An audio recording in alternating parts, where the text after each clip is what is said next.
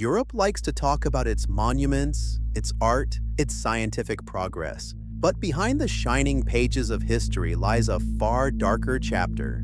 For centuries, punishment was not a quiet administrative act. It was a public spectacle, a lesson taught through pain, a message carved into the bodies of those who stood accused. And the truth is simple. Europe did not invent brutality, but it perfected it in ways that are difficult to imagine today. In the courts of kings and in the streets of ordinary towns, punishment wasn't only about justice, it was about fear, control, and obedience, and a belief that suffering purified the soul or protected society. This is not a story about monsters or villains. It's a story about systems, created by ordinary people, accepted by entire nations, and carried out in plain daylight. These are 10 punishments Europe used for centuries, each one real, each one documented, and each one a reminder of how thin the line between order and cruelty can be.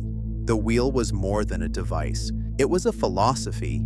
Justice delivered slowly, publicly, and with finality. A condemned person was tied to a large wooden wheel.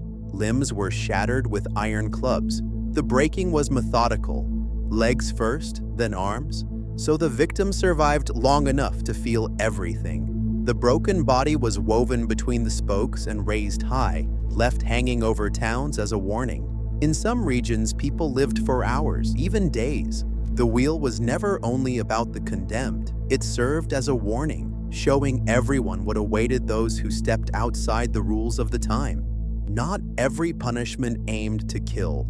Some were designed to dismantle a person's dignity. The pillory, a wooden structure where the head and hands were locked, stood in the center of towns. Once trapped, a person became a target. Crowds gathered.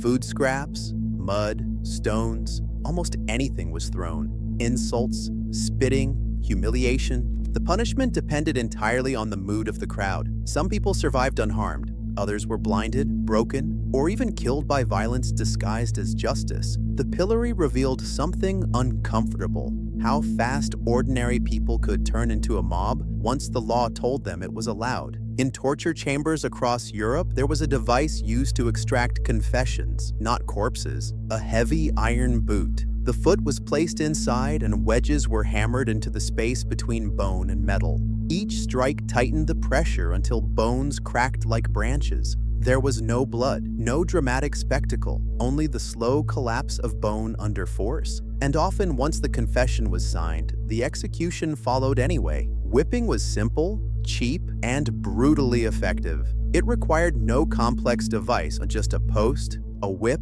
and a mandate. Men and women were tied up in marketplaces. Strikes fell across the back, tearing skin open. Sometimes salt was rubbed into the wounds to clean them, though everyone understood the real purpose. Punishment by whipping was so common that records rarely mention names. It was routine, ordinary, and that is perhaps the most disturbing part. Some punishments were meant to follow a person long after the pain faded. A heated iron, marked with a letter, a symbol, or a seal, was pressed against the skin, burning an identity into the flesh. Branding created a permanent stigma. It turned a crime into a lifetime sentence because a marked person could never escape the past, not in their village, not in their family, and certainly not in court. It is a reminder that cruelty does not always end with pain. Sometimes it begins with it. In the stone foundations of castles and courts were rooms known as cold cells. No chains, no flames, just silence, stone, and freezing air.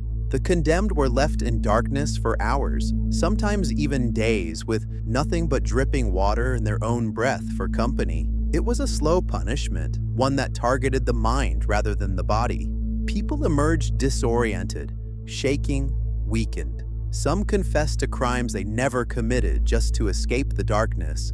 Across Central and Eastern Europe existed a punishment that relied on the hands of many. A corridor of soldiers or townspeople stood in 2 rows. The condemned was forced to walk between them, while each person struck them with sticks or rods. Sometimes it ended quickly. Sometimes the walk lasted hours. In rare cases, the victim collapsed before reaching the end. Spießrutenlaufen wasn't chaos. It was organized brutality, designed to make society itself a participant in punishment.